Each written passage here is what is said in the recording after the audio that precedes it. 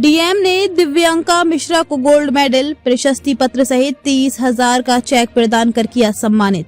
जनपद वाराणसी में 26 नवंबर से 18 दिसंबर तक काशी सांसद बाल कवि सम्मेलन 2025 का आयोजन सफलतापूर्वक किया गया। कार्यक्रम वाराणसी लोकसभा क्षेत्र के 3 विकास खंड क्रमशः सेवापुरी, आराजी, लाइन एवं काशी विद्यापीठ के साथ साथ नगर क्षेत्र के 5 जोनों के विद्यालयों में आयोजित किया गया। कल 42,292 पंजीकरणों में से 41,253 प्रतिभागियों ने प्रतियोगिता में हिस्सा लिया।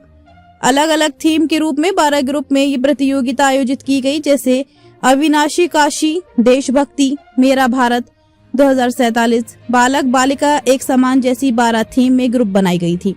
इस प्रतियोगिता में आराजी लाइन के वाराणसी पब्लिक स्कूल, बंगालीपुर राजा तालाब में अध्ययनरत कक्षा 12 कॉमर्स की छात्रा दिव्यांका मिश्रा ने अपनी थीम देशभक्ति में पहले विद्यालय स्तर पर, उसके बाद पंचायत स्तर पर भैरवनाथ इंटर कॉलेज राजा तालाब, ब्लॉक स्तर जगतपुर स्नातकोत्तर महाविद्यालय में आयोजित प्रतियोगिता में प्रथम स्थान प्राप्त किया। जिला स्तर पर आयोजित प्रतियोगिता में दिव्यांका मिश्रा ने अपनी थीम देशभक्ति में प्रथम स्थान प्राप्त किया। जिला स्तर की ये प्रतियोगिता 2 हिस्सों में आयोजित की गई। 17 दिसंबर 2025 से कक्षा 6 से 8 तक और 18 दिसंबर 2025 को कक्षा 9 से 12 तक की प्रतियोगिता का आयोजन किया गया। जिला स्तर की ये प्रतियोगिता आयुक्त ऑडिटोरियम वाराणसी में आयोजित हुई।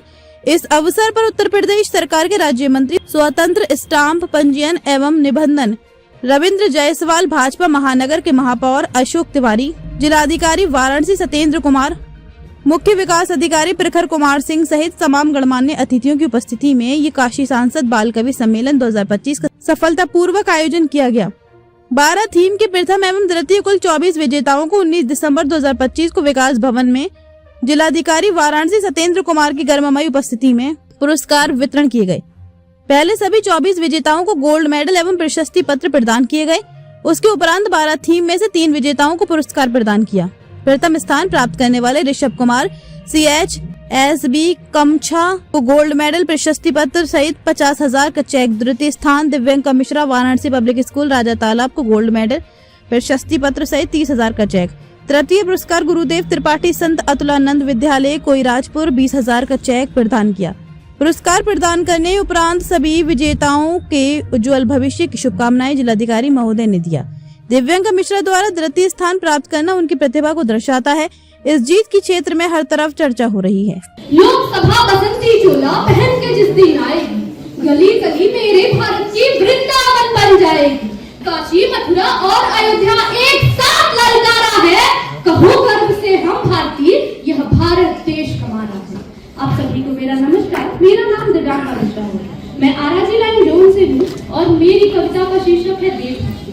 हमारे भारत में देशभक्ति की कहानियां बेशुमार हैं, मगर जो हमें बहुत पुराने समय से प्रेरित करते आए हैं वो संभाजी और शिवाजी। तो ये कब का दृश्य है जब औरंगजेब ने संभाजी को कुल 40 दिन के लिए जेल में बंद कर रखा था कि संभाजी के करीब आकर औरंग ने पूछा एक सवाल, लूट कहाँ रखी है संभा? हम सोच कर हुए बेहाल। मेरी माँ के पैरों में है दौलत। जवाब सुनना, मेरी माँ के पैरों में है दौलत, जाकर उसे तो हासिल कर और उसी बहाने कदम छू लेना, मगर पहले खुद को उसका दिल कर। औरंगजेब चिढ़ गया। आग बबूला हुआ बादशाह यह अल्फाज सुनते ही, मनसा नहीं थी उसकी एक और लफ्ज भी सुनने की। कहा, नजर तेरी चुभ रही है, हमको है याद दिलाती शिवा की उस, आज भी उसको याद करूं तो रोंगटे होते हैं महसूस। एक नहीं कुल 40 दिन आका के हुक्म पे अमल हुआ। हर रोज औरत पूछ रहा, क्या झुकने को वो कबूल हुआ?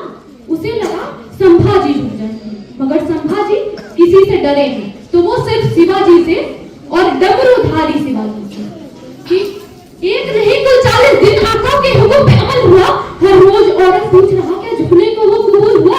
और नहीं हुजूर, जुबान काटी, आंखें फोड़ी, उसकी दोनों बाहें तोड़ी, नाखून फाड़ी, खाल उधेड़ी, गोल घुमाकर टांग मरोड़ी, नमक लगाकर जख्म जलाए, मांस के टुकड़े बेच खिलाए। पर मजाल है शिकस्त वो कबूल करे। हुजूर, क्या हम कुछ भूल रहे? हाँ, पहले तो तुमको हार मुबारक, चाल गलत तुम खेल रहे। सिर्फ जिस्म काटा है तुमने, माँ का लल्ला संभाजी तुम भूल गए। माँ का लल्ला कलश। औरंगजेब ने उनकी जबां काटवा दी, क्योंकि उन्होंने उन दोनों को कहा कि एक मुझे राम समान दिखते हैं और एक मुझे रावण समान दिखते हैं, कि जबां काट। चलो बता दिया, तुम वाकई शास्त्र से डरते हो, हम रामकृष्ण को गाते हैं, तुम बात अस्त्र से करते हो। फिर सर कलम का हुक्म सुना, वो खुद के घमंड को मार गया। सर कलम का हुक्म सुना, वो